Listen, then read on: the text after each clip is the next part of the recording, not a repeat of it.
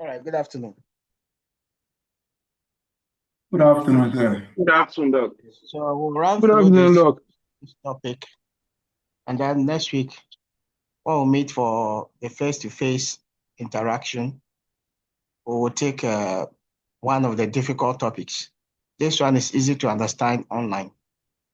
So let's try to.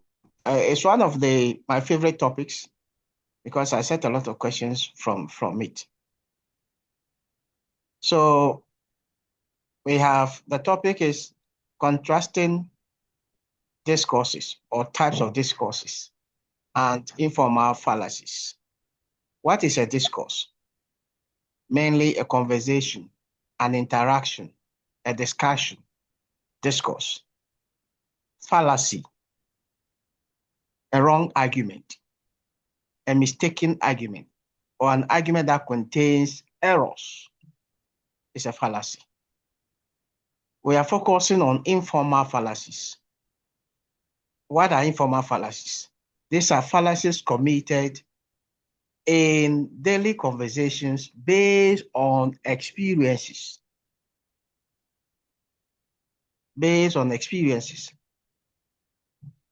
So maybe I construct an argument while speaking with you, and the argument contains errors.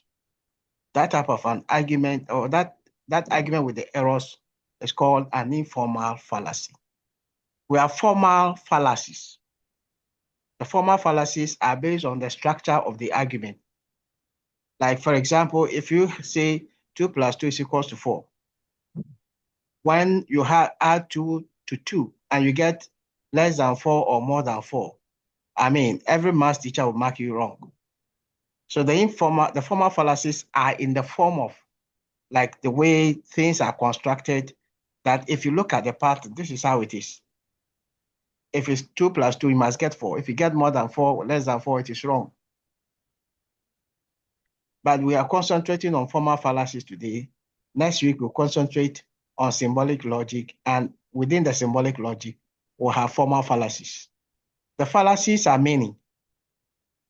And some of them are confusing, but they are very interesting. So we are going to look at the types of discourses first, before we zoom into fallacies.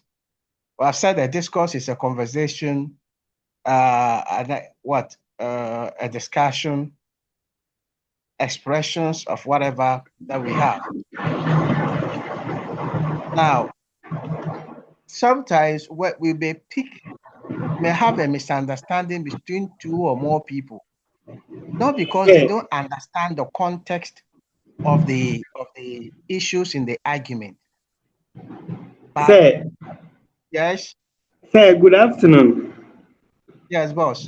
Sir, please, your font size, if you can do something about it, please. Hey, this my phone size. You guys, what's wrong with your eyes? Prof, everything, I don't have eye problem. Okay. Thank It's you. okay for you. Yes, please. Thank you. Thank you. So you may be engaged in a discussion, in an interaction or exchange of ideas with somebody. You make an argument, but the two of you understand. Actually, the two of you understand the context of the argument, the issues at stake. But there's a key word that defines the meaning of everything in the argument. But that key word, the way maybe one arguer will see it, the meaning is different from the way the other arguer will understand it. Because we know that some words have 2 or more meanings. So if I use a particular word in a particular context, you will have to derive the meaning of that word from the context. Somebody will derive one meaning from it, another person will derive a different meaning from it. And an argument that arises between people, 2 or more people, as a result of a misunderstanding of the key word the key word So in the it, idea right now, the idea last lecture. that argument or that misunderstanding is called a Let me verbal. sure. Hey, Back mention. so you see the argument here between Boatin and Bright. They are making different submissions. Boatin makes his submission. Bright also makes his submission. The key word that animates their submissions is the word lessons. If you look at how Boatin used the word lessons, the meaning is different from how Bright uses the same word. Both of them are making submissions revolving around a key word. The key word is lessons. Boatin made the submissions around that key word to mean assignments, homework given by an instructor or whatever. That is Boatin's context or contextual meaning of the word. Bright disagrees with Boatin, uses the same word lessons, but in the context of his usage of the word, Bright is using the word to mean experiences, life experiences. And so they are making submissions, arguing with each other, revolving around the keyword lessons. And each of them is using the word lessons differently. And that is the cause of the argument.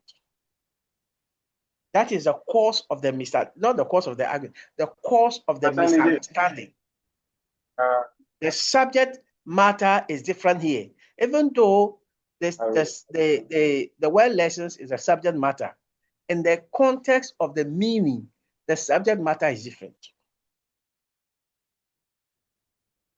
So how do you resolve this? You resolve this by identifying the key word around which their submissions revolve. Look at the context in which each one uses it. If you find that they use it to mean different things in different contexts, then you will now resolve it by saying, A use the word lessons, for example, to mean this. B use the word lessons to mean a different thing, and that is this. That if both of them had used the word lessons to mean the same thing, it will not be a dispute. It will rather be a submission of one another, supplementing each other. I make a submission, you add up to it, or you expand it, but not to disagree with me based on the way it is done here. Of course, you can disagree with me even if it is the same meaning. But here, the disagreement is not based on the same meaning, but based on different meanings of the same word. So that is a verbal dispute. So I can say that, what are they? Solomon Nate has been admitted or gained admission to GCTU to read BIT. And then maybe Tony will say, it is not true. Tony is not on admission in any hospital. I am using the word admission here to mean that to be granted the chance, the right to study in a particular institution. Tony uses the word admission to mean that to be taken to a hospital or somewhere, a medical facility, and detained there for medical attention.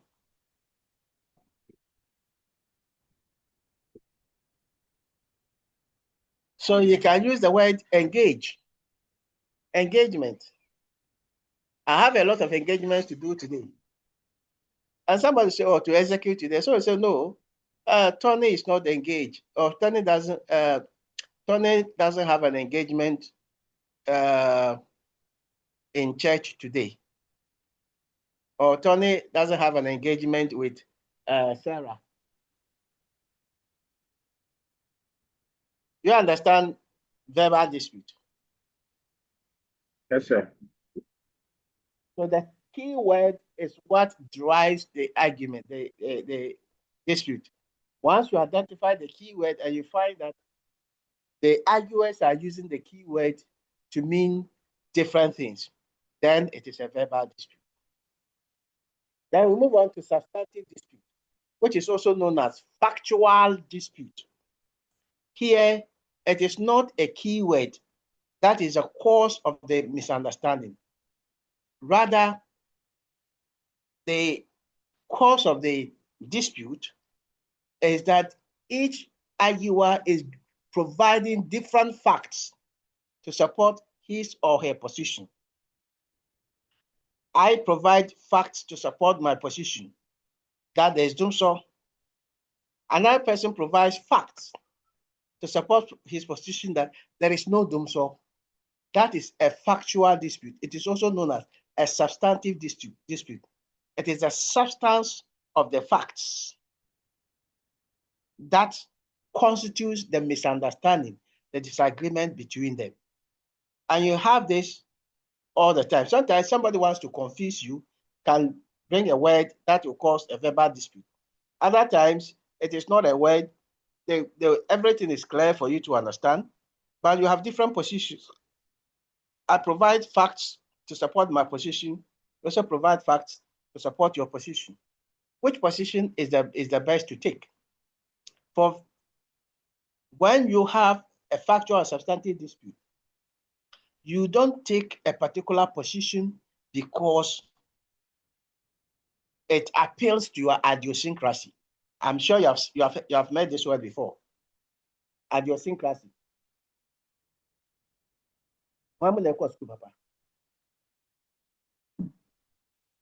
Nothing. When school, Papa? Tommy? Bedu? Darlington? When go school, Papa? Karen dancer? Say I'm mango school papa. Hey, I too. all right. So idiosyncrasy simply means your likes and dislikes. Likes and dislikes are subjective. What you like may not be what I like. Somebody likes nails. Somebody likes snake. Somebody likes dog meat. Somebody likes pork. Somebody hates pork. Idiosyncrasy, your likes and dislikes. So you don't resolve a factual dispute based on your likes and dislikes. Someone say, oh, for me, I am NDC. Whatever happens, if there's an argument between NDC and NPP, I'll support NDC. Someone say, oh, for me, I am NPP. If there's a dispute or argument between NDC and NPP, I'll support NPP. That is based on your idiosyncrasy.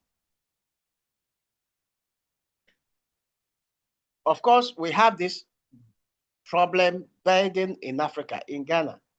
You know, whatever we do, we don't look at disagreements based on the facts. Maybe you have your brother fighting with someone. Instead of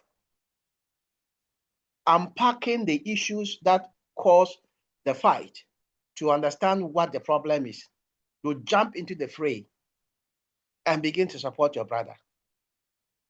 Your support of your brother or your action is based on your idiosyncrasy. It's not based on your analysis of the facts to know which one is reasonable, which one is cogent, which one is logical. No. So for factual dispute, you resolve them by analyzing the two positions carefully.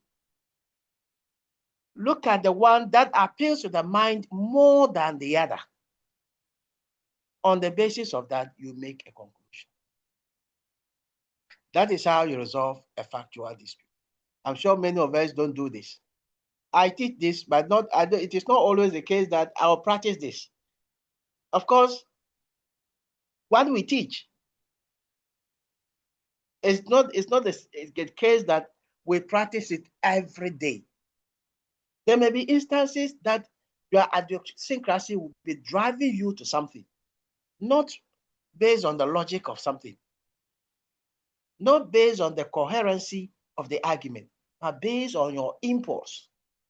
And so this takes us to the next one, polemic dispute. We have different inclinations, idiosyncrasies, our likes and dislikes. We have different groups. We have different emotions, different ethical inclinations, because these things are subjective. There's no universal standard that we must all like something.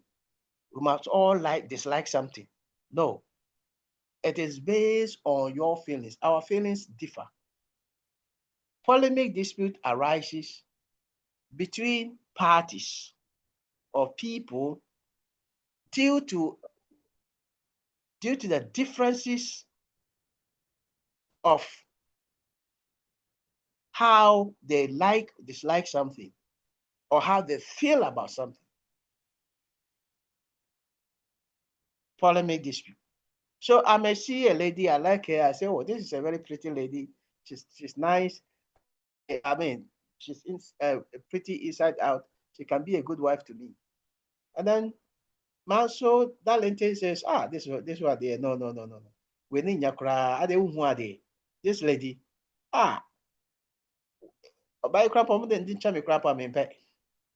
she can't be a good wife. She's a flirt, she's this, she's that. That is a polemic dispute. I know myself, and I know what I want.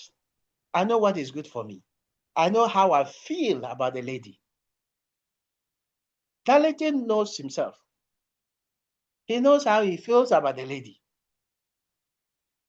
The way I will feel about the lady may be different from the way Darlington will feel about the lady. That doesn't mean that I am wrong, and that doesn't mean that Darlington is right. Or it doesn't mean that Darlington is wrong and I'm right. Both of us are right, based on our feelings, so long as our feelings are driving us to a particular conclusion.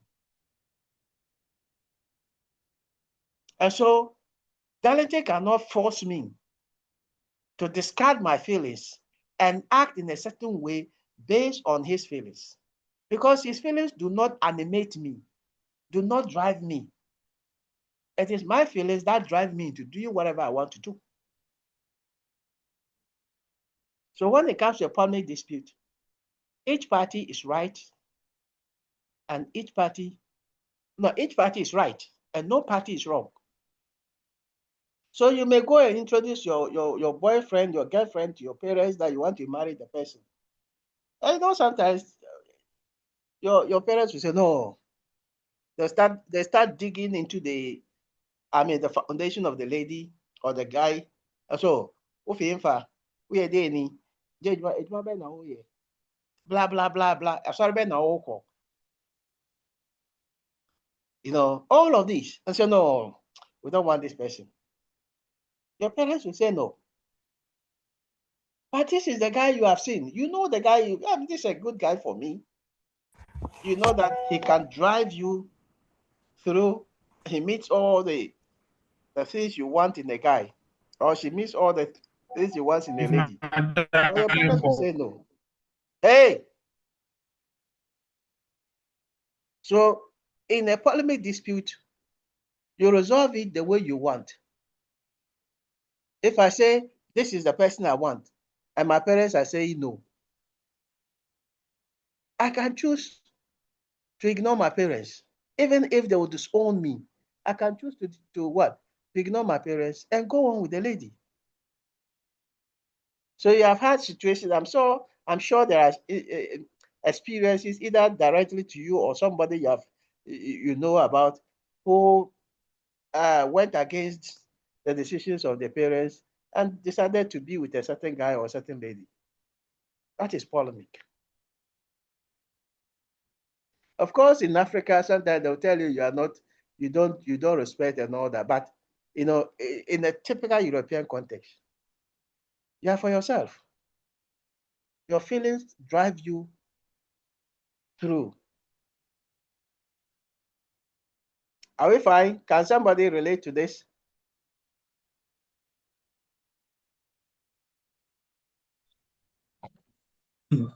Yes, sir. Yes. Yes, sir. Dispute. Yes. Your girlfriend now, parents, don't even bring the girl to your home. Exactly that one. Sir. Hello, sir. And so what did you do? So we are still trying to convince them. Sir, Eh, in your exams, I will set this perfect example for you if you ask for an example. yo, but why? But why? Hello, sir. But Sir, please, what all about right. religious differences? Yeah, it's all part of it. It's the same. Oh, Inclinations. okay, okay. Yeah, religious inclinations, moral inclinations, social inclinations, all of them. Once they are inclinations, we all don't belong to the same religion. Sometimes you go and get a Oh, all very right. beautiful lady, a very nice lady to marry. She's a Muslim. You're a Christian. The parents will say no. And then your parents will say, oh, no, we don't want a Muslim. No, no. Yes. Bati. Sir, please, what about maybe a school you want to do a particular course and your parents are also asking you to do a different thing?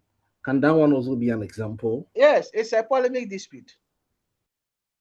It's polemic. This is what you like. It's about liking something.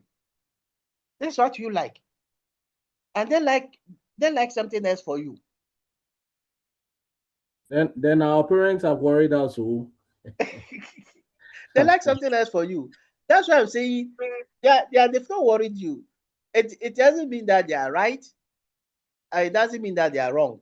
You are right in deciding that this is what you like. They are also right in deciding that this is what they like for you.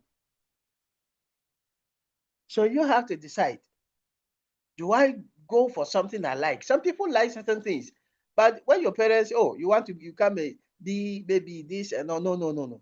Want you to be a lawyer, want to be a medical doctor, go and read this in the secondary school, do this in the university. But maybe that's not the course you want. I remember when I taught in a particular private medical school, and this lady, the parents forced her to come to school to do medicine, and she was not doing well. So when the authorities called her to advise her, show her the results, she said, no, she doesn't need to see the results. They should send it to her parents. I said, why? So the parents wanted her to be a medical doctor. So that's what they want. They should see the results. She doesn't care. Because sometimes the interest will not be there. That's not what you want. That's what I'm saying. It is not entirely the case that they are wrong. It is not entirely the case that they are right.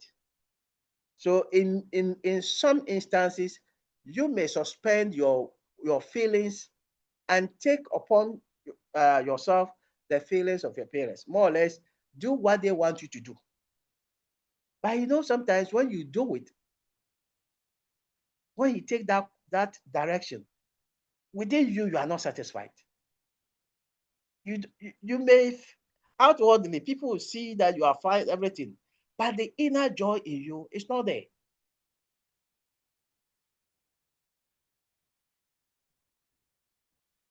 Any question, any contribution? Look, I had this with my son. My son wanted to do finance, BSc finance in Lagos, and I said no. He should read law, and he said no. He was not going to read law. I insisted. I said, look, I know you can do finance. You are good in maths. And I also know you can do law. You are also good in English. But for me, doing law is a profession. Once you're able to get to the certificate to practice, it is a profession. You don't go on retirement. He said no. And so he got my aunties involved, called them, blah, blah, blah. I said, no, he must do the law. If he wants to do the finance, he should pay the school fees. I'm not going to pay. Eventually, he read law and passed out 3 years ago, and he's now practicing. And even before he finished the degree law, LLB, he was telling his colleagues that if he had not listened to me, he would have made a very big mistake. Because he was following what he likes. I was looking at what I like, which is good for him. So at the end of the day, you have to sit down, analyze the issues carefully. And sometimes you can analyze the issues carefully in a dispassionate way by extricating, removing your feelings out of the situation. When you're able to do that, that is where you can sit down and analyze it carefully to know that, okay, it is good for me, or okay, it is not good for me. When you're able to suspend your feelings from it, that is when perhaps you'll be able to understand the logic of why your parents are asking you not to marry this person. But so long as your feelings are deep into it, I tell you, even when they say, when they point the gun at you, you will still say you will not deny the lady. Or you will not deny the guy. A convocation. Here, it is not a dispute between two people, but it is a misunderstanding that arises from the point of the reader, from the point of the listener, because the one making the submission keeps shifting from one meaning of a word to a different meaning of the same word in a particular submission. So I'm making a submission, I'm using one word, and then I keep shifting from the meaning of one word to the other. I'll say you have a big head, but you are not the head of the family. I've used the word head twice. The first meaning of the word head is different from the second meaning of the head. Second meaning of the word head. That is an equivocation. When you keep shifting from one meaning of the word, a word, to another meaning in a particular submission, without letting your reader know that the first meaning is different from the second one, if the reader is likely to have a misunderstanding, read one meaning into it, into the two usages of the word, and that can cause a misunderstanding to the reader. So you see that in the first usage of the word fire, the meaning is different. The second usage of the word fire, the meaning is different. The first usage of the word fire, market, is different from the second usage of the word market. So I am using these two words concurrently, one after the other, and each usage has a different meaning. So how do you resolve an equivocation? You resolve an equivocation by replacing one usage of the word with a synonym to remove the equivocation. So if I say, if you use fire to fire, instead of using fire twice, I will say, if you use fire to trigger the musket, I have removed the equivocation. I can use the first market here, which is a structure, and then hence it will make it difficult for us to sell our goods instead of use market again. So equivocation can easily be resolved by replacing one usage of the word which is used twice or thrice with a synonym or synonyms.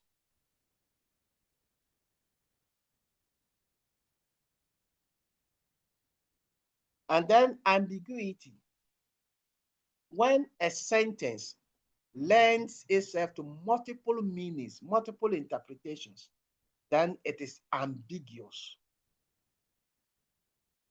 A sentence is ambiguous if it has two or more meanings. That is ambiguous. Let me state this. So who can tell me the meaning of this?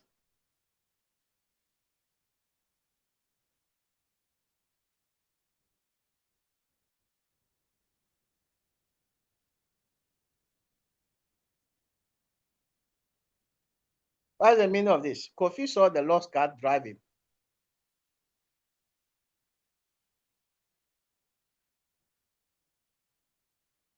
How do you understand the word?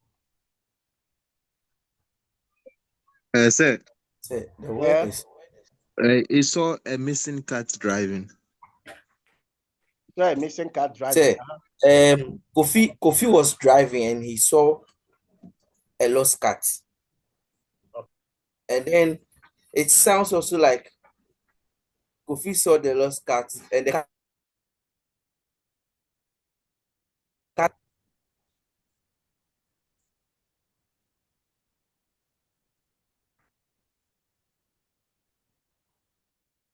What's the meaning of this?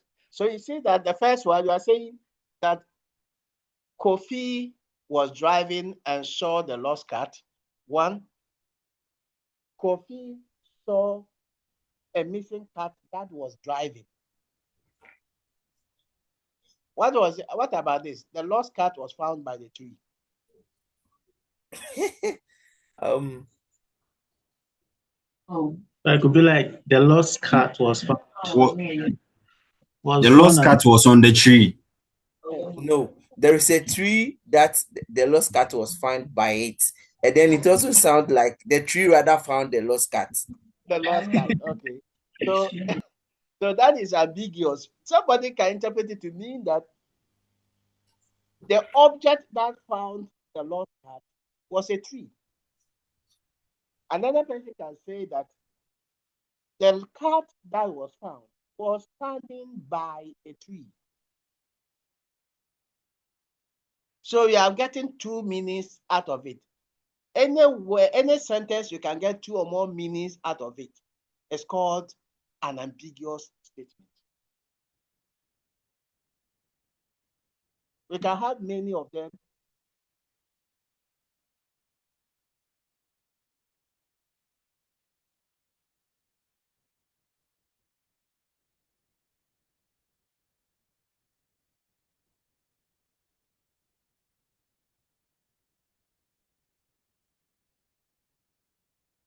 I saw the pregnant woman deliver on TV. What's the meaning of it? So this one can mean a pregnant woman delivering a speech on the TV or pregnant woman giving birth on TV. On TV. Is it seeing the action on a TV screen or put on a TV? That action could be that, or even if I put deliver a baby on TV, so that it doesn't mean speech again. Deliver a baby on TV. What you ask yourself is that, did you see the action, the process of delivering on a TV screen? Or the lady was put on a TV as a material, as a surface. She laid on it and delivered the baby.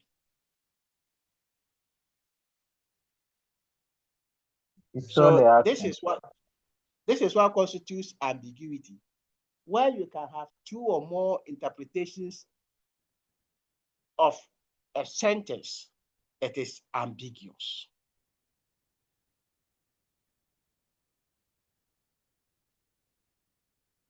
So are we fine with ambiguity? So for ambiguity, if you want to remove it, you have to rewrite the sentence entirely. Otherwise, somebody will have a different meaning to it. Maybe that's not what you mean, but you have written this and given it to somebody. What you mean is different from what the person may mean, or how it will mean to the person. And so for you to remove ambiguity, you will have to rewrite the sentence entirely so that it is clear. And once it is clear and restricted to one meaning, it is no more ambiguous. So when you write, be careful. Think through of whatever sentences you construct, whether a written statement or oral statement. Think through it. How does it sound to you? Does it lend itself to different interpretations? If the answer is yes, then it means you have to rewrite the sentence entirely.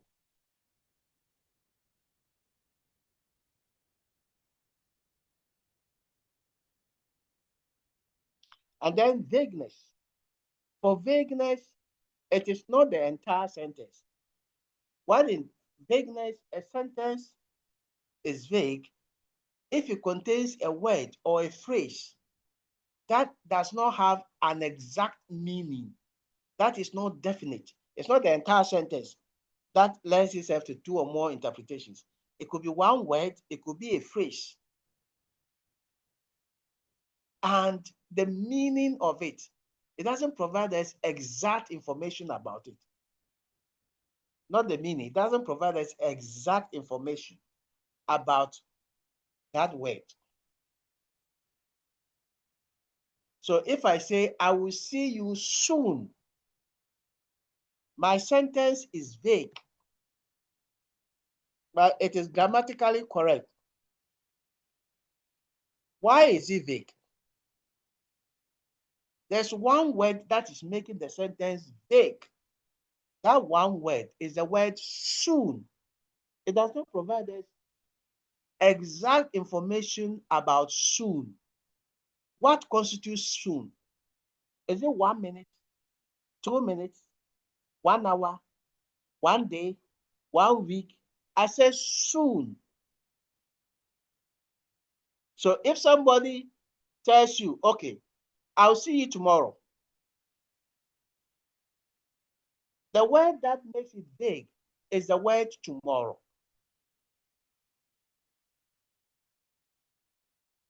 Was it this class that somebody gave me an example, or the diploma class?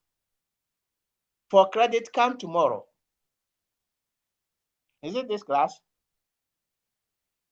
No, sir. No, sir. You know, some people, entrepreneurs, whatever, they'll say, for credit, come tomorrow.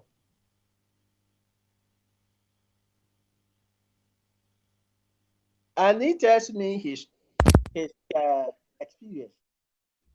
Somebody came to buy something on credit, and he said he pointed to the inscription, for credit, come tomorrow. So the person came the following day. And then the following day, the man still pointed at the inscription, for credit, come tomorrow. I said, but I came the previous day, he said I should come tomorrow. And then I have come today. And then he said, no, I said tomorrow. Why? Because tomorrow never comes.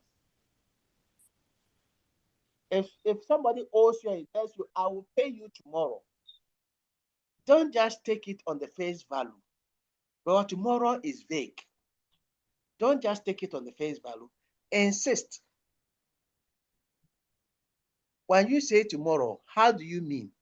They say, oh, today is what? Today is Sunday, 3rd May. Tomorrow is Monday, 4th May. And that means it is exact. If you say tomorrow is n plus 1, today plus 1. So you have come to me today. I said, come tomorrow. The day after today is tomorrow. When we get into that day, it is no more tomorrow, it is today. It turns into today. And the tomorrow after that will be plus 1. So we continue getting the plus 1 plus 1. That's why people, in their own understanding of vagueness, they'll tell you for credit, come tomorrow, because they know that tomorrow never comes.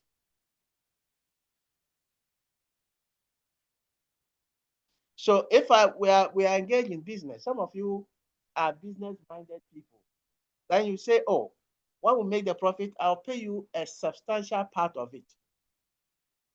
And then you agree. You sign the document, you sign the contract. You get a substantial part of it. You make 1 million Ghana cedis profit. And maybe I give you 50,000. Then you say, no, that is not the agreement. The agreement is that I will pay you a substantial part of it. What is substantial to you? You have not defined the word substantial. To him, 50,000 is substantial.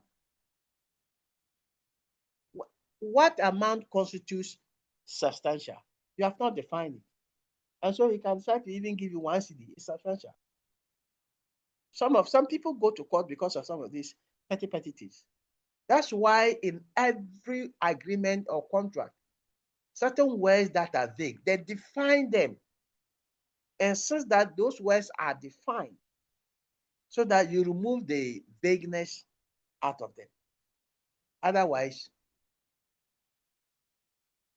if I say there are many people and there are many students in this class, it is grammatically correct, but the word that makes it vague is the word many.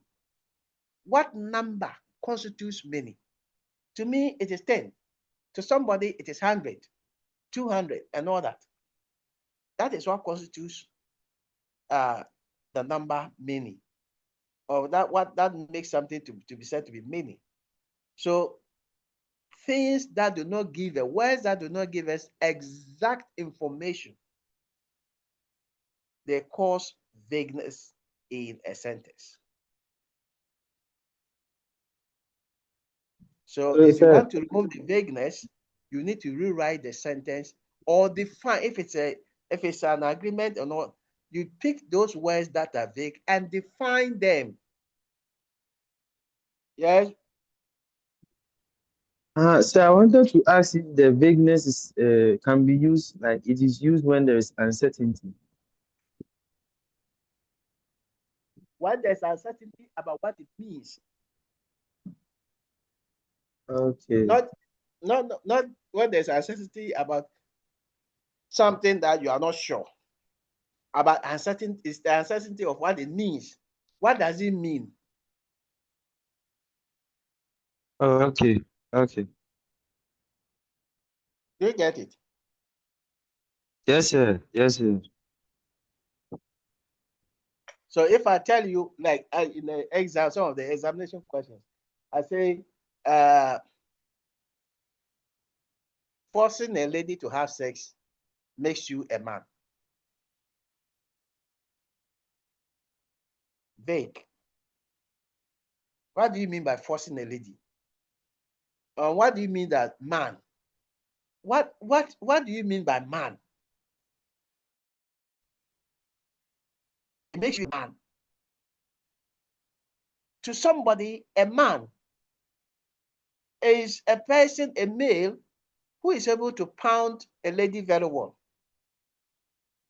I mean, I'm using the word pound, which is also vague, but I don't want to use an actual word, right? To another person, a man is a person of his own words. To others, So please, if a you man. say pound very well, I don't understand. To others, a man is somebody who has money and can give out money. To somebody, a man is somebody who is very strong, who is fearless.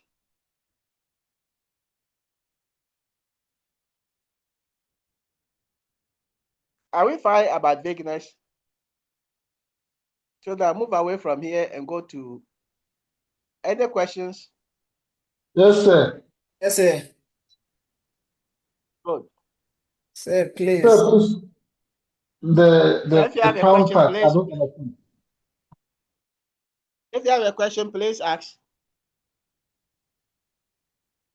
Sir, please, in examination, how do you know that? How do you answer? So in an examination, I just know that all the 4 we have discussed so far, no, 5, I have questions on them, objectives. They are in objectives. So I will put it in a way, in a scenario form, and for you to identify whether it is vagueness, whether it is ambiguity, or sometimes like ambiguity, for example, or vagueness. Sometimes I can decide to construct about 5, 6 sentences And then I'll ask you, which of these sentences are ambiguous? Then I'll begin to make permutations of them. A, 1, 3, 4, and 5.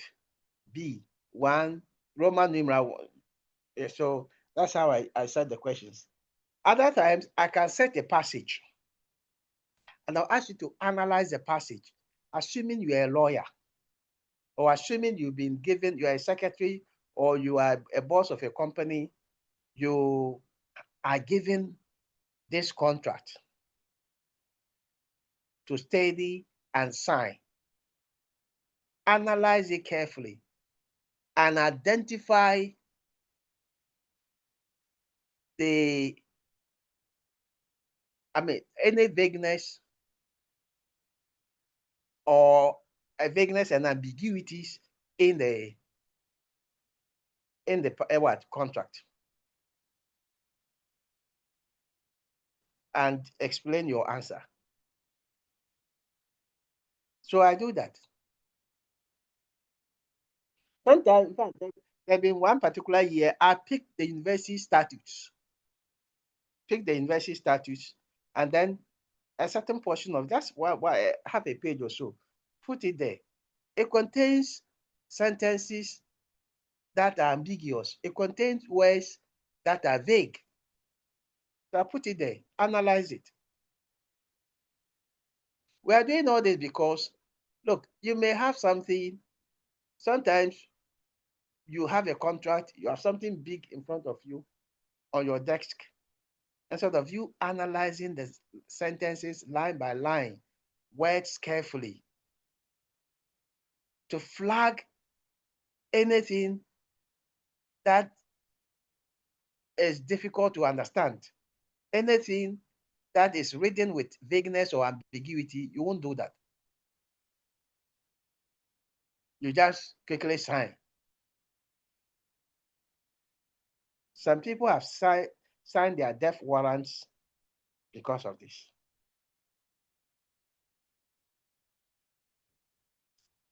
Are you fine? Yes, sir. So let's move into fallacies. Hello, sir. Yes, boss. Please, I want to ask if post no bill is a vague statement. Yes, post no bill. It's a vague statement. You've given me a question. Thank you. That's how I do. Life experience. I pick things around. I don't set textbook questions. I always try to set questions that make things practical for us to be able to relate with them.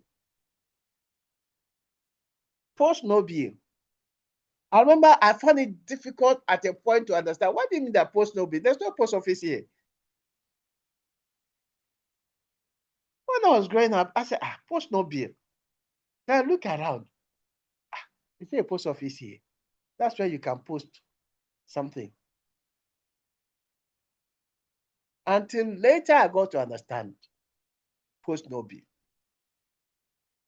It's vague. In fact, post no bill is not only it's not vague. Sorry, it's ambiguous. The whole sentence, it lends itself to different interpretations. Right. Any other question? Say yes, please. The equivocation. Equivocation. You said that yes. You said that it's mostly a dispute that arises as a result of miscommunication from the part of the reader to the part of the writer, or sometimes the part of the speaker to the part of the listener. So please, can you give one example of it so we can have much clearer For understanding? equivocation, it is not a dispute between two people, or not misunderstanding between two people. It arises when the reader or listener understands a particular word which is used 2 or 3 times with different meanings, but he or she will read one meaning into it. It's likely to read one meaning into it. So I say that Bedu, I know Bedu has a big head. Bedu has a big head, but he is not the head of his family. That I have made this statement. Bedu has a big head, but he's not the head of his family. Right? So I've used the word head twice. The first usage of the word head talks about a part of the body. The second usage of the word head is not about a part of the body. It is talking about leadership.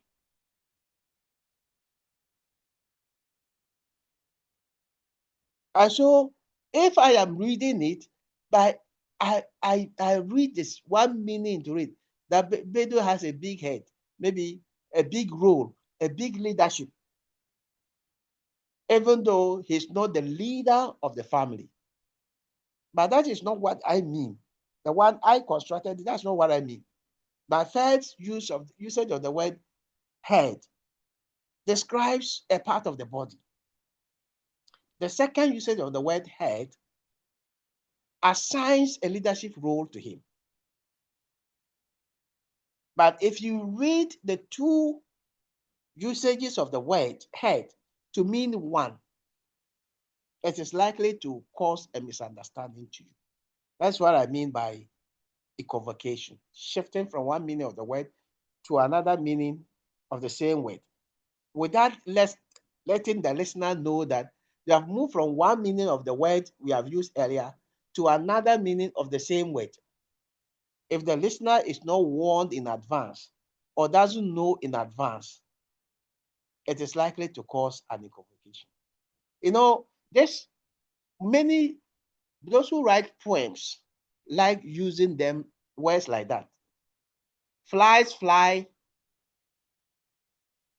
in a gentle way like a gentleman.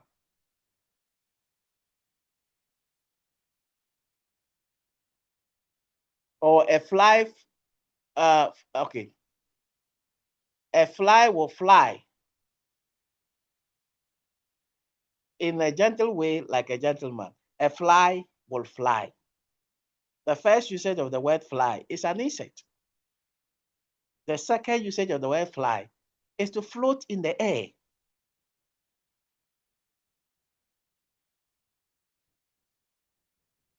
So if the reader is not careful, the reader will misunderstand the meaning of it. That's what we are trying to say for equivocation.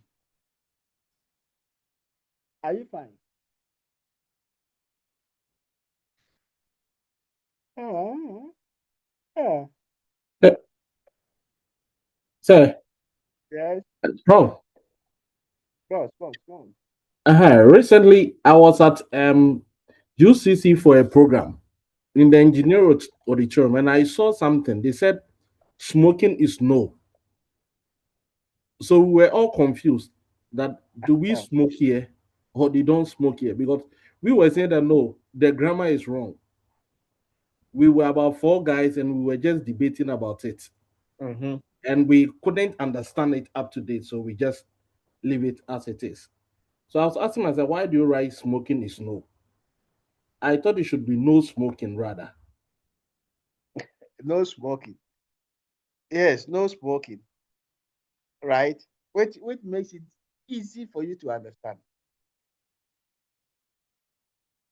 It makes it easy for you to understand. But to say smoking is no, it makes it ambiguous.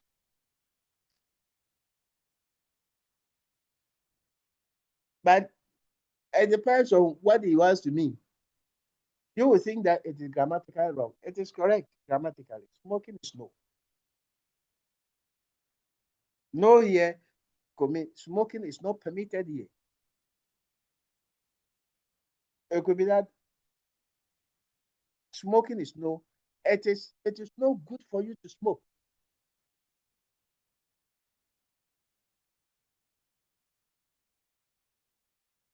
Sometimes if you want to confuse somebody, and you can learn these tricks, of course, but at the same time, you must be smart to read through between the lines. When you are engaged in a business contract or activity with somebody, these things may occur. somebody will try to outsmart you with some of these expressions. That's why sometimes either the person will read through the documents carefully, or let their PAs read through carefully, point out certain things that are not correct, that are not acceptable. Sometimes some have, they are personal lawyers or even grammarians who are going to look at the documents carefully before they say, the point you know, this part of it is no good. When you go, in fact, I remember when I was part of a team for conflict resolution, and they brought the document for us to sign. The chiefs didn't look at the document. They were interested in the reliefs they were looking for, the paramountcy, whatever, and all that. That was what they were interested in. I read this document carefully, line by line, paragraph by paragraph. And I saw that a certain phrase, caveat, was put somewhere. And once they sign, it is against them. And that caveat, yes, they are giving the paramountcy, all right. But you are going to be a sub-chief under another paramount chief. A sub-chief, that paramount chief, you and that paramount chief, you are supposed to be at the same level. But you will not be a sub-chief to him. I said, well, what is it? When I told one of the chiefs that this one, if you sign this, posterity will judge you. You are a paramount chief, all right. You will not be a sub-chief to a paramount chief who is supposed to be at the same level with you. And the framers of the agreement knew very well about this clause, but they hid it somewhere that if you are reading and just going to, and just interested in what the reliefs, you just sign it. So when we got there, the other chiefs were ready to sign. They said, oh, it is good, this is good. And then the one I informed about the clause stood up and spoke. I said, look, for this clause in the agreement, we are not going to sign. The rest of them were shocked. They said there was nothing wrong with it. They have read it. And then he asked them, they should project that side. And then they projected it. There the other chief said, hey, this thing. And so it's always important to read through certain things carefully. Every agreement in particular. We don't trust anyone. Don't think that it is my friend, it is my business partner, oh, I will just sign. Read carefully, understand it before you sign. One day, some of you will call me and dash me big cars. Amen. Amen. Yes, sir. Oh, I still have good friends. Some people I have helped when they were in school, and they are doing well. And sometimes some of them I call them, they'll call me. I'm proud to say that the current chief of staff was my student in Lagos.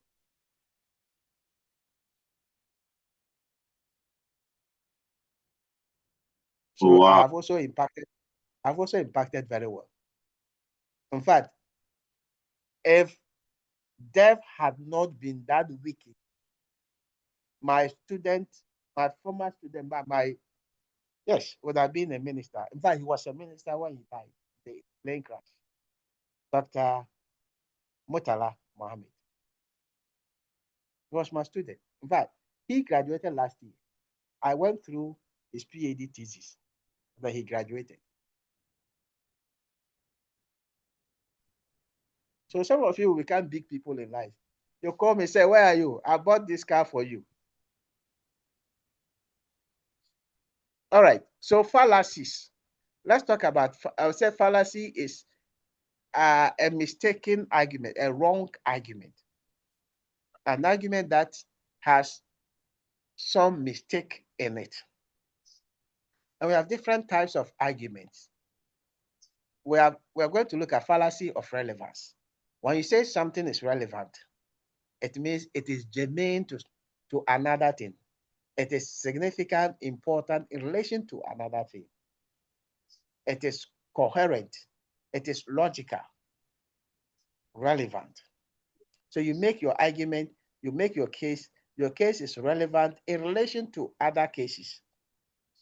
But when you say fallacy of relevance, what it means is that the information which serves as a basis of your conclusion is not relevant to the conclusion.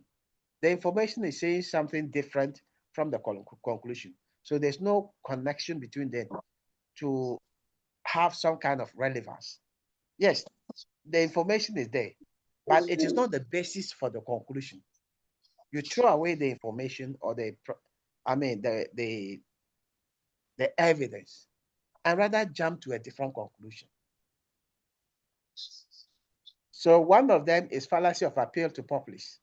Usually we say that people, well, we have this belief that when more people, the majority of people support a particular thing, it is good. Or one majority of people are against a particular thing, it is bad. In fact, there's a cliche that says that the majority carry the vote.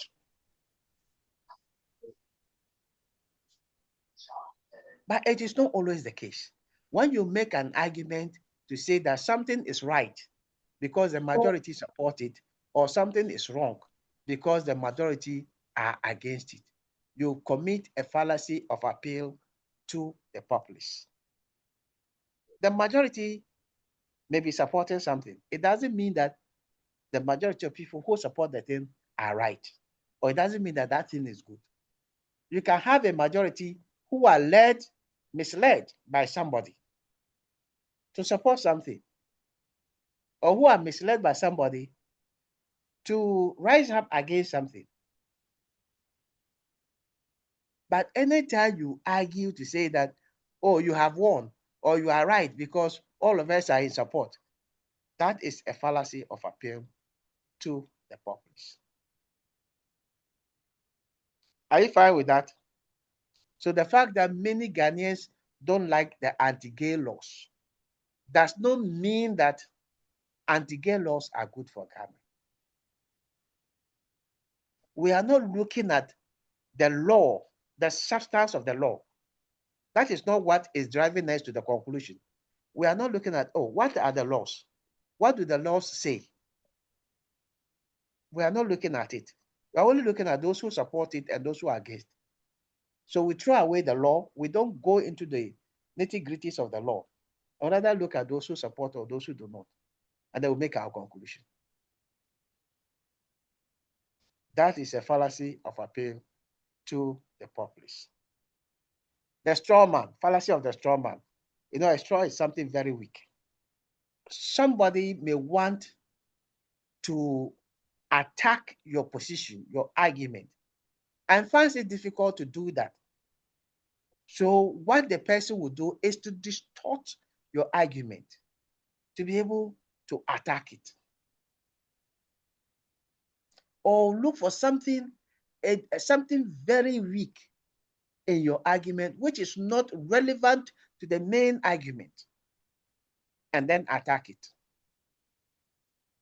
For example, you are a philanthropist. You go to you go to an orphanage to donate items or money, food, and all that.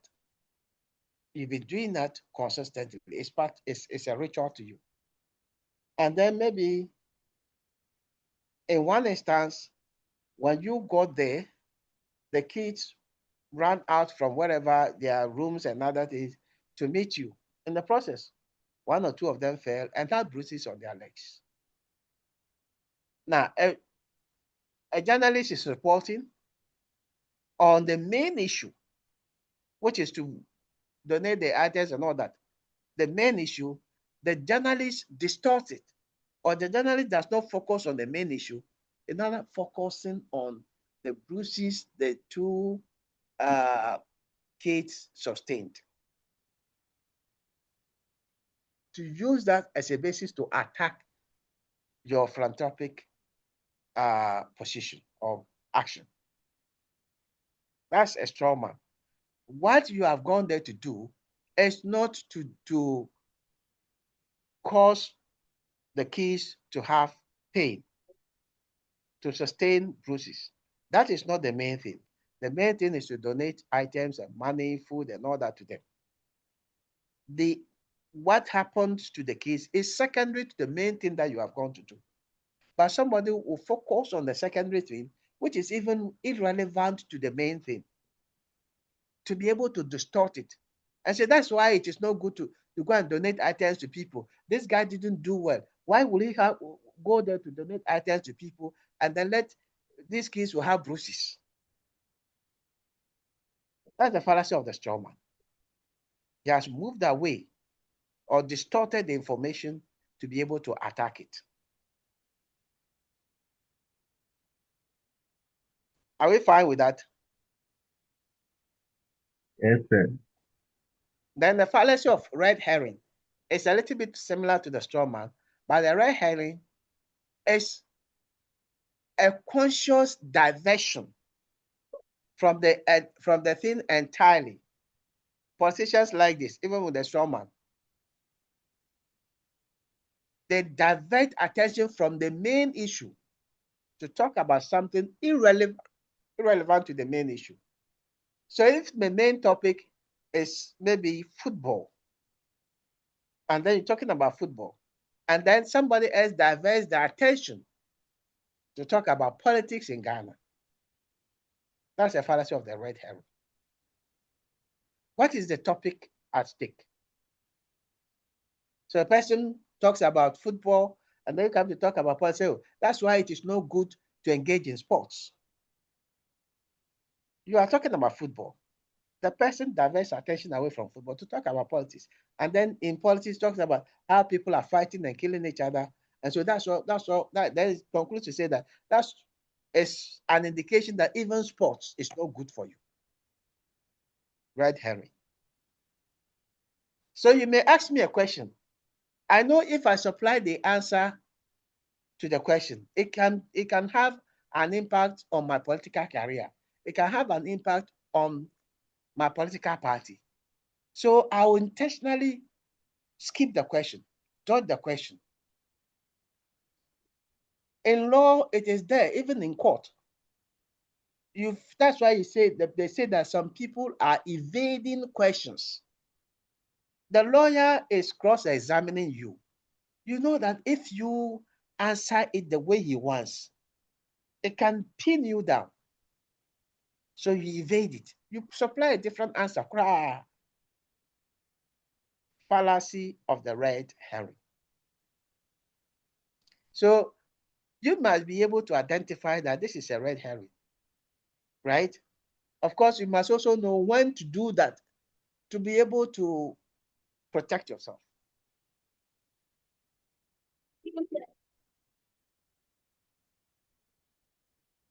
Appeal to emotions. We all have emotions. Everyone here has emotion. Almost every day, almost on a daily basis, we commit fallacies of appeal to emotion. We have different types of fallacies of appeal to emotion. Now,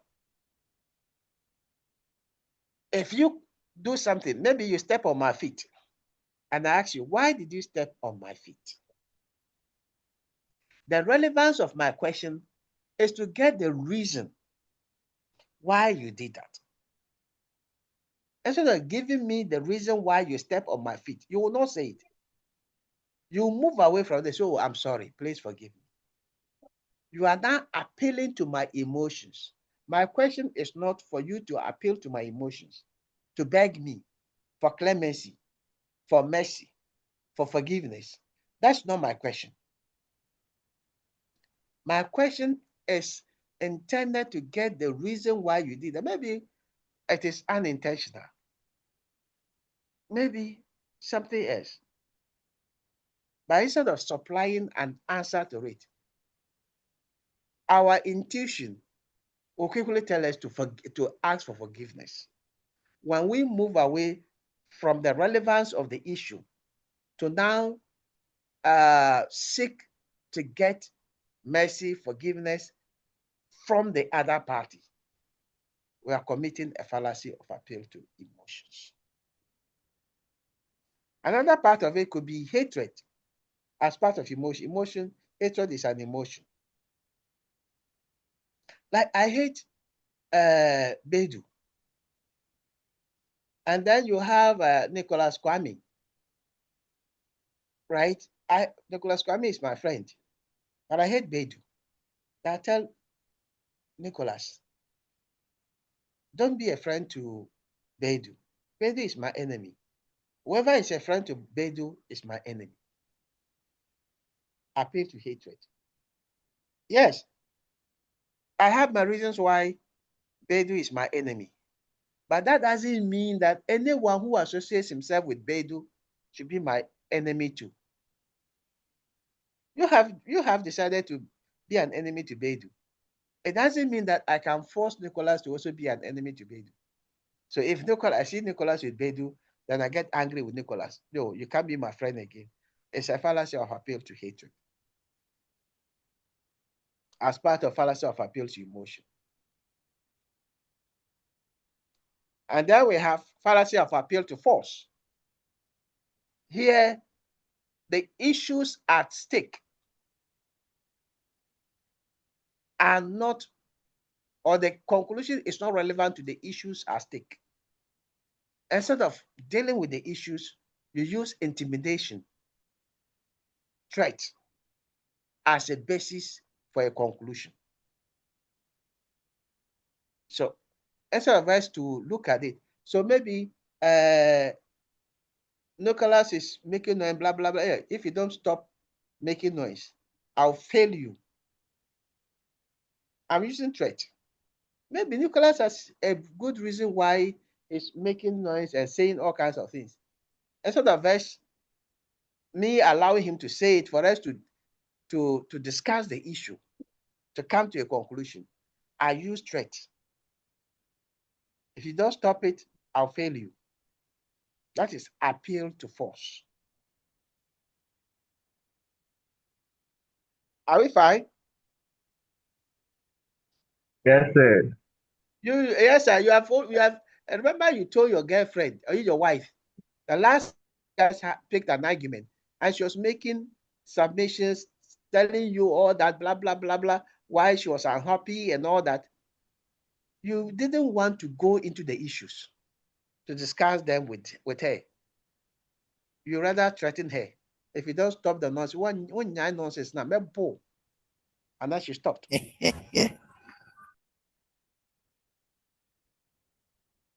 So you are using force as a basis to end that.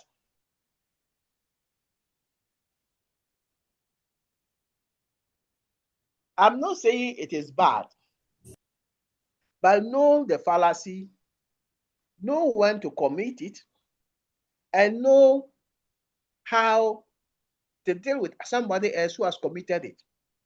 So you know that this is a fallacy of this. When somebody you say, oh, please, this is a fallacy.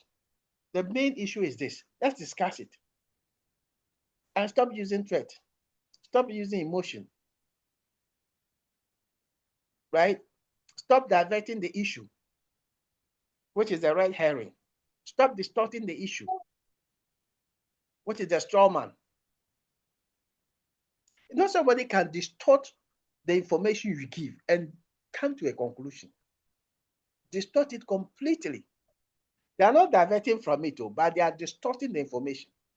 I am looking at you, fine. And then so, oh, pretty lady, blah, blah, blah. Hey, you're a pretty lady. Oh, queen. And then you go and distort it.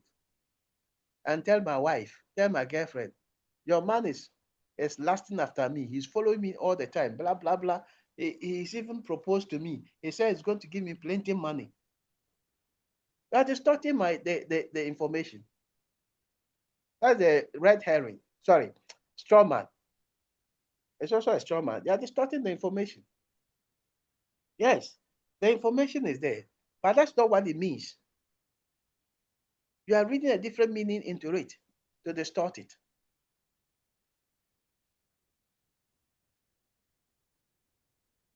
Hello, sir. Yes. Please, I wanted to ask if emotional blackmail is will fall under the fallacy of appeal to emotion. Yes, it will fall under appeal to emotion. Everything under emotion falls under appeal to emotion. All right. Right? Yes, sir. You've been doing emotional blackmail, right? No, sir. You've been using that as a weapon. No, sir. No, sir. You never use Yes, sir. blackmail as a weapon. Hello, sir. Yes. Sir, please, the example my friend gave, can't it also fall under fallacy of the force? Because if you say, if you don't stop what you are doing, I'll beat you. So emotionally, you have blackmailed the person. No, that one is appeal to force. If you don't stop what you are doing, I'll beat you. It's appeal to force. Okay. Okay, so yes, sir. So if someone say, if you don't stop what you are doing, I'll beat you. Isn't it also emotional blackmail? You see, depending, you can have emotion there, but it is the use of a threat. Identify what is being used there, threat. So if you don't stop what you are doing, I'll beat you, and it will cause you a lot of pain, or you'll be in pain. I'll beat you, and I'll beat you mercilessly, or I'll beat you and you'll be in serious pain. So here you have threat, you have emotions. Sometimes in one expression or so, you can have two or more fallacies in it. It is not always the case that you'll find one. You can have two or more in it. You can find emotions in it. You can find appeal to force in it. So in the exam, I set a passage. It's a passage. Then you read. If you are lucky, because I want you to identify the fallacies, if you are lucky, I'll number them, Roman numerals. This paragraph 1, paragraph 2. I'll number them using the Roman numerals without putting them together as one passage. But other times, I'll just put the whole passage there. Read the passage, identify the fallacy.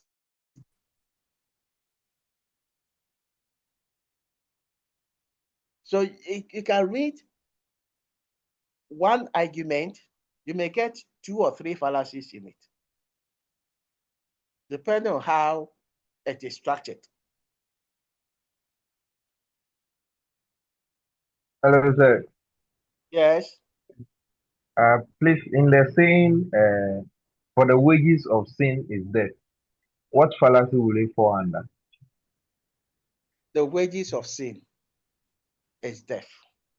Now, wages here serve as a cause. Sin is emotional. Death is emotional. So when we come to fallacy of cause, you can have a wrong cause, the fallacy of wrong cause there. Because it is not everything that will cause death. And it is not the case that if you die, the cause of it is sin.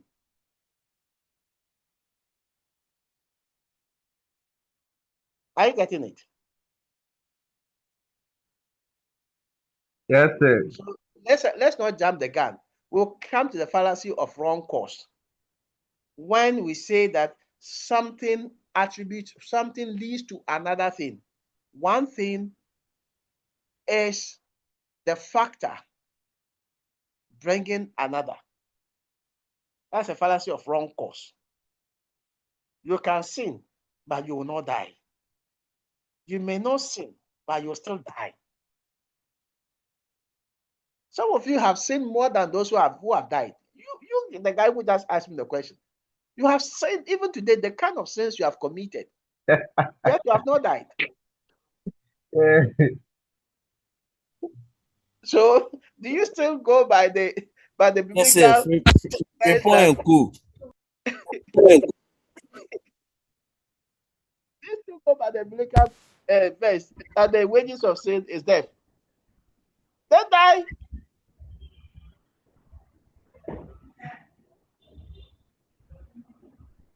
Some people steal, they don't die, or they are not caught. You will go and steal today. Even in the process of trying to steal, you are caught. Let's finish that so that next week, missing the point. Some of you miss the point entirely. You deviate. You don't know what is there. And then you go and make a wrong conclusion. You miss the point. I remember in the secondary school, there was this question, our Greek practicals. We had the specimens, and you have specimen A, specimen B, specimen C, specimen D, whatever. You go and observe them. Just look at them, and then they'll give you the questions. What is specimen A? What are the functions of specimen A? So this man, in fact, he got the information that they were going to bring something or any part of a tree. Maybe it can be the leaves, can be the root, the bark of a tree, and all that. So, and it was, the specimen A was a feather of a bird. We identify what is specimen A. You identify it. It is a feather of a bird. What are the functions of specimen A? I said, oh, the feather helps the bird to fly. It flies and perches on a tree. One may ask, what are the parts of a tree? And then he goes on, he set the question for himself. He goes on to put everything on the parts of a tree there. That is missing the point. The point is not about the parts of a tree. The point is about the feathers of a bird. So when you deviate entirely or take your conclusion entirely from what is being discussed to conclude about something, you are missing the point. Fallacy of attack on the person. We attack people sometimes on a daily basis. You see, if I want to belittle what you have said, if I want to make nonsense of your submission or whatever, I won't look at the relevance of your submission. No. I'll look at who is making the submission. Bedu, Bedu nekai. Bedu so ka this thing na anamujidi. Koyinsa anyway. Obia what needs to buy. You know, instead of me looking at what Bedu has said to analyze it and come to a conclusion, I move away from the relevance of it and then attack the personality of Bedu. That is attack on the person. It can be two ways. The attack on the person can be two ways. It can be a positive attack. It can be a negative attack. If it is a positive attack, it is called ad hominem. It's there in law. It's a Latin word. Ad hominem, where you attack somebody negatively. Instead of looking at what the person said, you are attacking the personality of the person to come to a conclusion. So you can decide to, we do this. I know that if I can get into the issue, maybe I will not have very strong evidence or submission to be able to disprove it.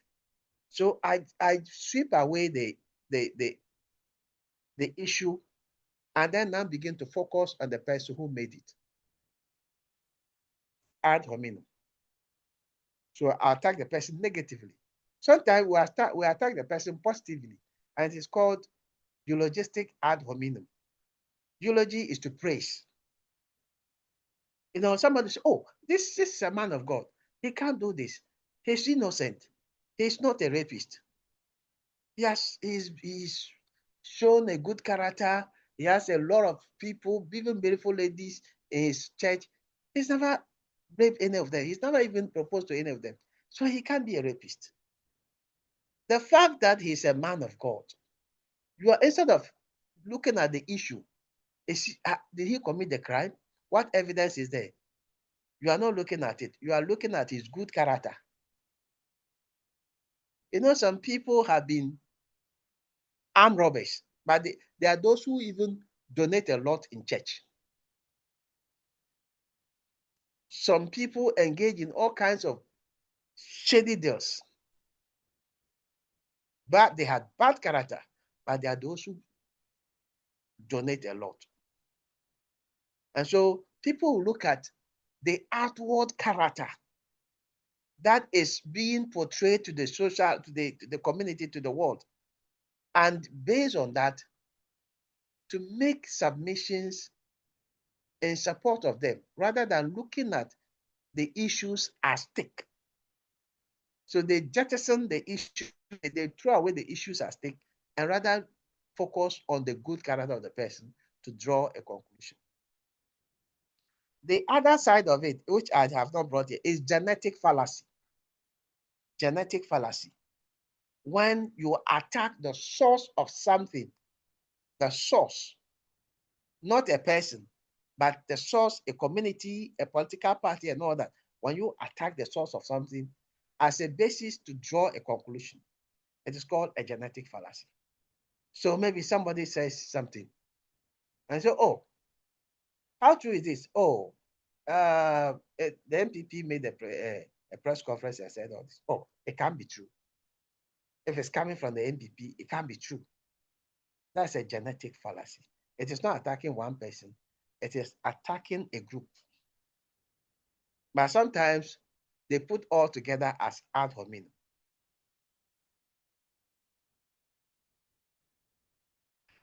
Right?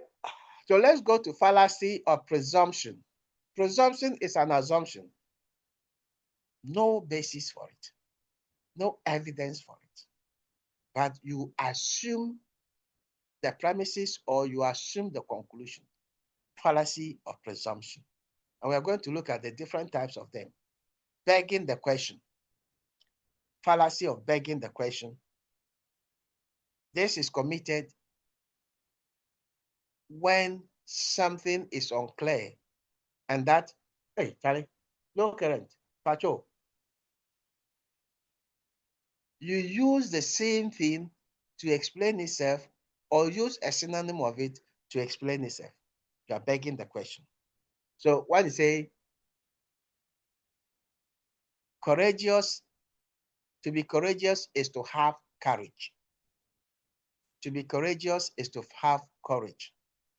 That is a fallacy of begging the question. Courageous and courage, the same word. A philosopher is somebody who philosophizes. Philosopher and philosophizing, or philosophizes, or philosophize, the same word. One is a figure one in arithmetic. When you use the same word or a synonym of it to explain itself, you are begging the question. You are not providing different information. It is the same thing. You are going around circles about the same thing.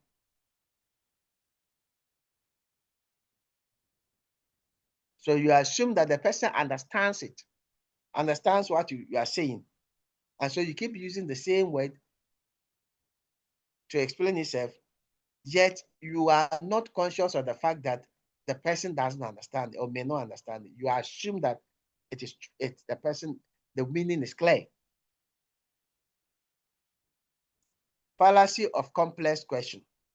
Here, I say again, the assumption is there, either based on the way the question is asked or based on how you answer it.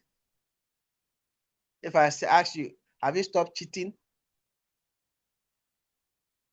If it's answer yes or no, you've committed yourself. The assumption is that whichever way you answer it means you cheat. will be implicated. Fallacy of complex question. Fallacy of false dichotomy. Here you assume that there are only two sides to an issue.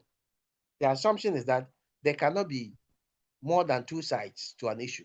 It is always two.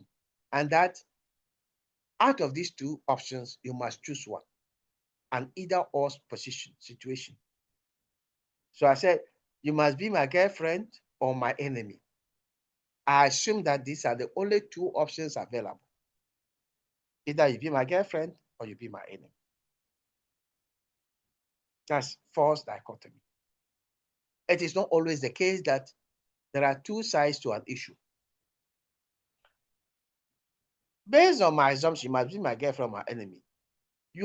I am forgetting that you can be my girlfriend and yet be my worst enemy. Those who go into investigation, the police, are you here? The CID department, the investigative department, are you there? I know you people are here. Every year I get the police. I like them, but they don't like me.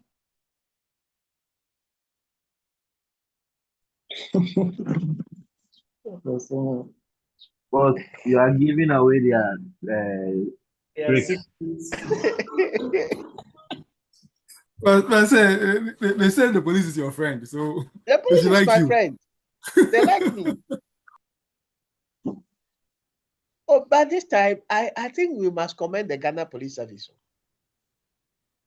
I think they are being professional these days. A lot of professionality. I'm really happy these days. Of course, you always have some people who go somewhere, stand there. They are not being dispatched to that place, and then they'll be stopping you here and there. I really love the professionalism now. Maybe I've not met the miscreants yet. You know, the police, those into investigation, the person can even be your husband or your wife, but the person is actually investigating you. Is your worst enemy or she's your worst enemy. So if you just assume that if you are my girlfriend, you can't be my enemy, or if you are my wife, you can't be my enemy, then it's wrong. I can be your girlfriend, or the person can be my girlfriend, it may be my enemy. The person may not be my girlfriend, and may be somebody who's not my enemy, who is good to me. But if I put it in an either or situation, then I'm committing the fallacy of false dichotomy. Sir. Yes. Something just popped up in my mind. So before we came to critical thinking, we used to hear Pharisee for no. This Pharisee, not fallacy. I beg you. Pharisee. So it came from this concept, eh? Hey, wait, Pharisee. So my brother, Pharisee and this one, they are big. Pharisee is for the Bible. I beg you. Who's a fallacy for no? No, we have Pharisee in the Bible. Pharaoh's people. People na fallacy. It's fallacy. It's not fallacy. Not fallacy. Sorry, my Kumasi people, fallacy for. sorry. We understand. I mean, we understand. We are in Ghana, so it's the same thing. If you are to be in Nigeria, I don't know whether they are Nigerian students here. They can testify. A typical Yoruba can never pronounce a word that starts with H correctly. A typical Yoruba. So it's part of the phonetics. Those who do linguistics, they have a term for it. They grow with it. If they want to say here, the typical Yoruba, here. It's also typical among the Ghana. And the Ghana people too. It's true, Yes. the Ghana people house. The same as you. I know, though it may be true because the Ghana claim that they came from the Oyo kingdom, the Yoruba kingdom in Nigeria. And then those who trace the origin of the Ghana outside Ghana trace it to the kingdom of the Yoruba speaking people. And when it broke, they came down to Ghana. So actually, Yoruba people, house, yes, it's true. How to pronounce a word that starts with H is a problem.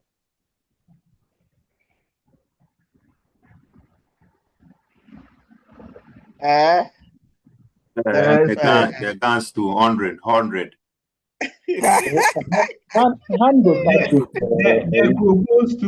The goes to 100. Is it true? Are they here? The Ashantis people will say bled. Yeah, that one we know. It's common. That one we know. Everyone knows. What are you? Know. It's not a problem. It's not a problem. Bled. All right.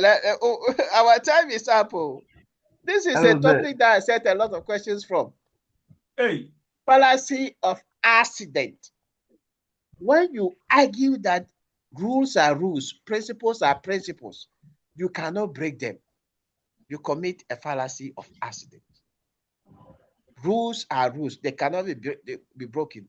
Principles are principles. They cannot be broken. In fact, Jesus Christ has told us that this is wrong.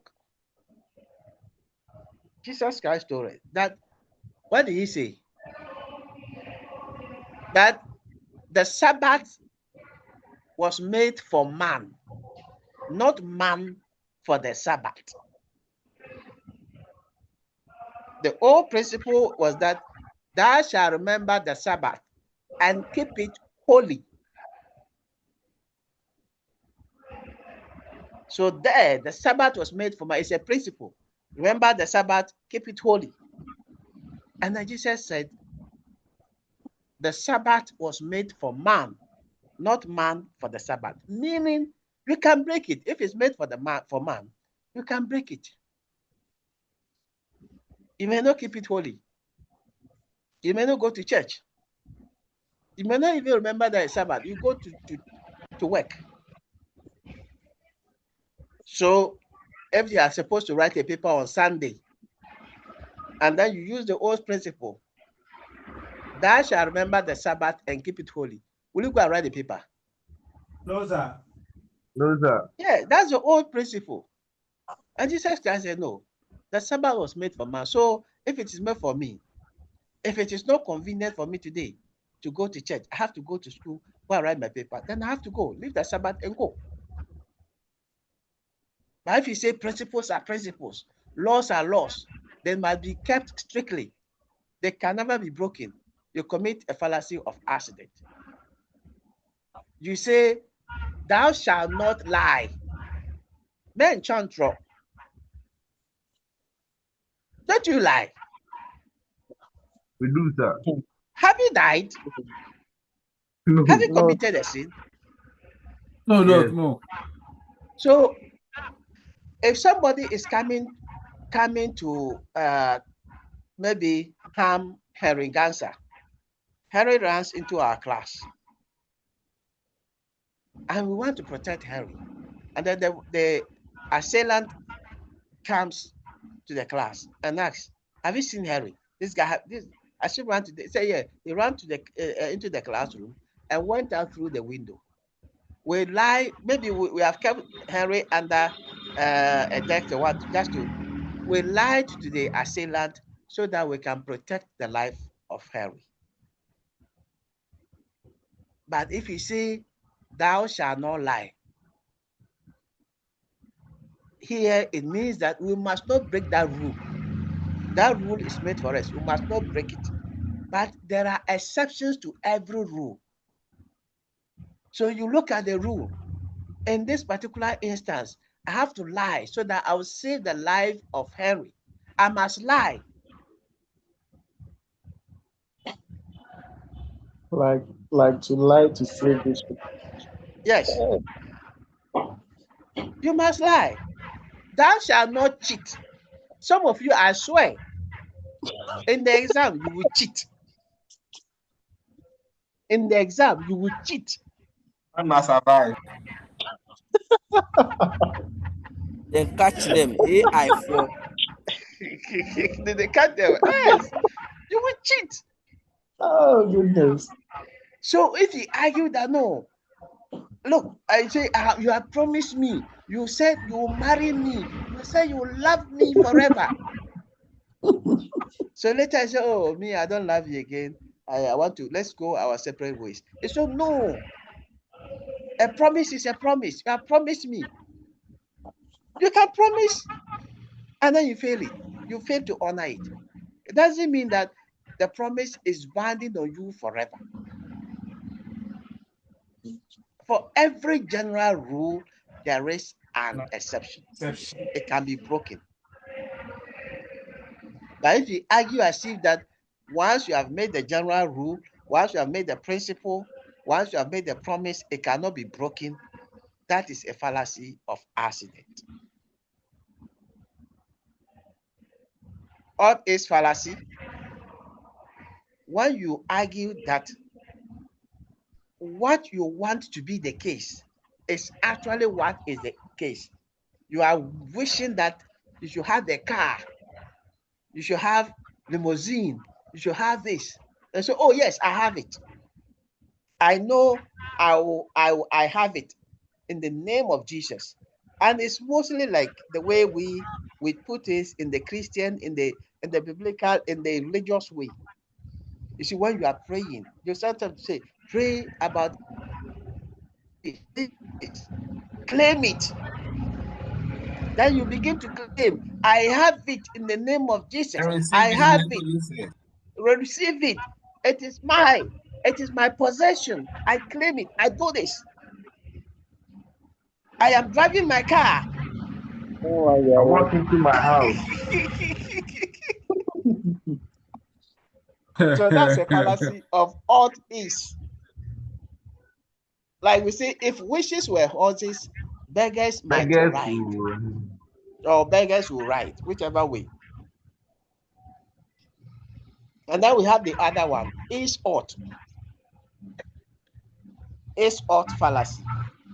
You look at the reality, what is there, what is actually the case. And then you make a conclusion that it must be the case all the time. It must be the case. That is the is ought fallacy. So if it is the case that people are stealing is going on, that is the reality, stealing is going on, then you make a conclusion that there must be, stealing must be legalized. That is an is ought fallacy. What is there should become like a moral principle. Any question? We don't have enough time for us to go through the last two. So we'll take the last two next week, and then we'll look at our next topic. And that will be done for the semester. Any questions? Sir. Yes. Please, with the is ought fallacy, I'm giving a scenario like you have storage, and every time you come around to make inventory, something is missing, and you assume or make a statement to that. Then there is someone who has been coming there to pick something anytime you are not there. Is that Yes, an that's an example? is-ought fallacy. All right. Okay. You put something there. The reality is that when you come, it is missing. Something is missing out of it. They said that there is a thief in this house. That's an is-ought fallacy.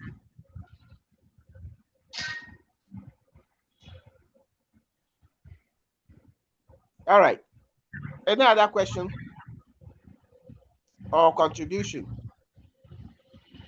Nicholas is shaking the head like that. What is that? Aglago? That's his avatar. All right. See you next week. I guess next week is face-to-face, right? Yes, sir. Yes, sir. Okay. We hope to see each other next week.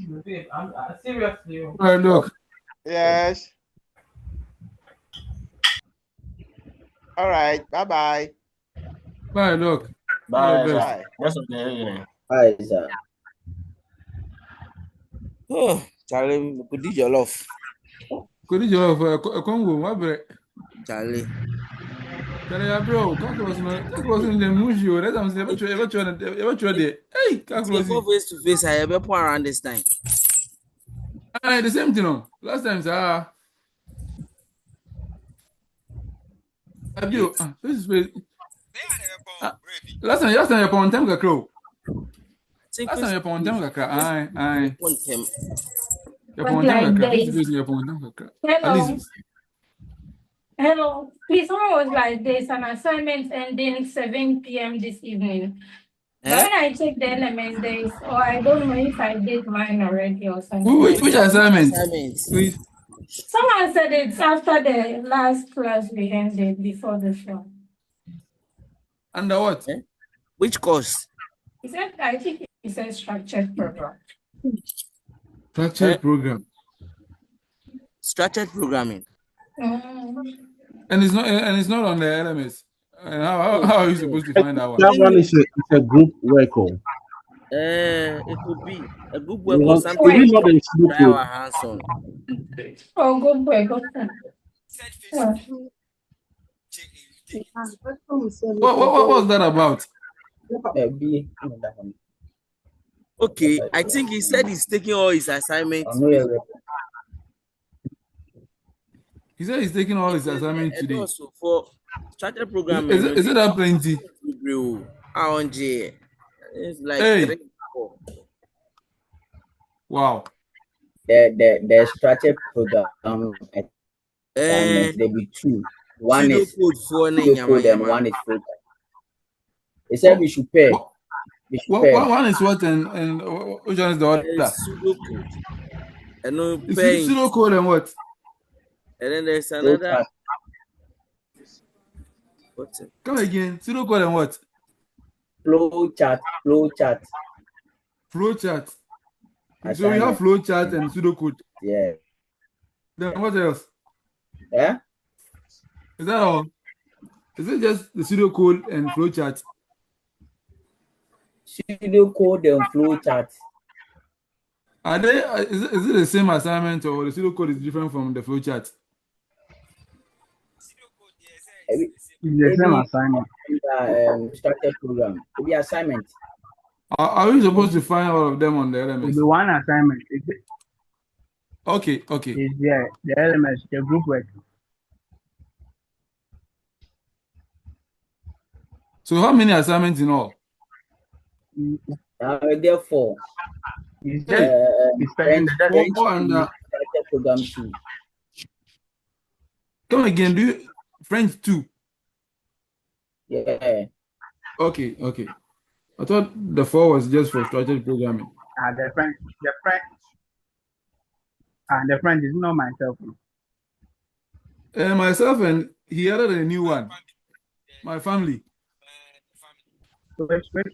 So there's myself and my family. Yeah. Hey. So we have 2 for the French. Then the structured program, you're saying pseudocode and flowchart. The pseudocode and flowchart, they are one assignment, right? Yeah, they are all there. Okay. They are one assignment. It's in the book. Are we supposed to find it on the LMS? Seniors, if you like for stop or recording. Yeah, element. He said you collect it in person. It's an element booklet. You find it. Are you being recorded? Like you know it on the element. Are you being recorded or what? Hey. Yes, the recording is still ongoing. So. Oh no, we have to stop.